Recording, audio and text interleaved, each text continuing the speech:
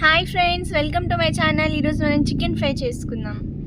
So first chicken బాగా clean చేసుకొని next stove పైన ఒక ప్యాన్ పెట్టి అందులో చికెన్ వేసుకొని నెక్స్ట్ కొంచెం పసుపు ఉప్పు వేసి బాగా మిక్స్ చేయాలన్నమాట.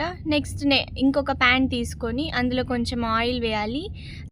సో అందులో మనం హోల్ గరం మసాలా, అల్లం వెల్లుల్లి పేస్ట్ వేసి బాగా light brownish, golden brownish colour వచ్చేంత వరకు వేయించాలన్నమాట. అందులో కొంచెం చెక్క లవంగాలు వేయాలన్నమాట. అంటే మనకు కావాలంటే వేసుకోవచ్చు, లేదంటే లేదు. ఒక పక్కన పక్కన స్టవ్ పైన మనం వేయించుకున్న చికెన్ కూడా కొంచెం వేయించాలన్నమాట. నెక్స్ట్ అందులో కొంచెం టమాటాలు వేసి బాగా వేయించాలి. అందులో కొంచెం పసుపు కూడా వేసుకుంటే చాలా బాగుంటుంది అన్నమాట. సో టమాటాలన్నీ బాగా మగ్గేంత వరకు బాగా ఫ్రై చేయాలన్నమాట. ఆ తర్వాత ఆయిల్ అంతా బాగా పైకి రావాలి. సో దగ్గరకు వచ్చాక పక్కన బౌల్లో ఉన్న చికెన్ని తెచ్చి ఈ మిశ్రమంలో మిక్స్ చేసేయాలన్నమాట. ఆ చికెన్లో ఉన్న వాటర్ అంతా డ్రై అయిపోవాలన్నమాట. ఆ వాటర్ ఉంటే టేస్ట్ ఉండదు. తర్వాత కొంచెం కొంచెం ఈ ప్యాన్లోకి చికెన్ వేసుకుంటూ మిక్స్ చేస్తూ రావాలి.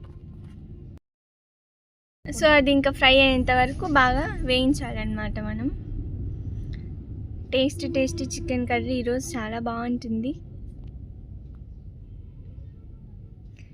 సో అందులో కొంచెం ధనియాల పొడి, నెక్స్ట్ కారం పొడి, ఇంకా ఉప్పు కూడా వేసుకోవచ్చు. ఉప్పు తక్కువ ఉంటే చెక్ చేసుకొని సో మళ్ళీ దాన్ని అంతా బాగా వేయించాలన్నమాట.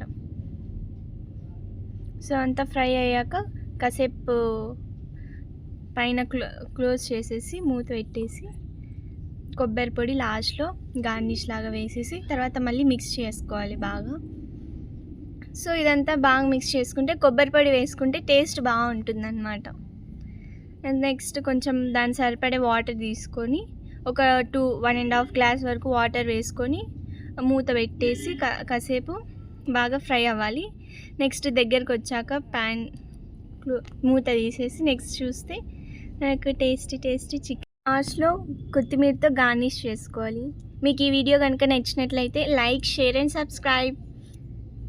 Thank you friends. బాయ్.